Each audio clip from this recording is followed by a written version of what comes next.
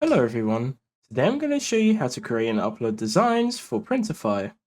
First, head over to Printify and log in. Once you've logged in, head over to Catalog, and then from here, choose from whatever you would like to create.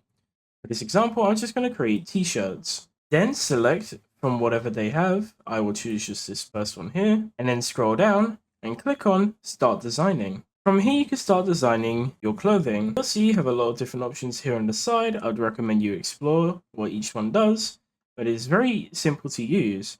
You have upload to upload any image from your device. You have AI images. You can add your own text. You can add anything that's already in your library. You can add any graphics. You can use templates if you have any, and you can also use Shutterstock. You can see you can switch between the front side, the back side, and also the inner neck label. And that's basically it. If you have any questions, feel free to ask them in the comments below. Thank you for watching.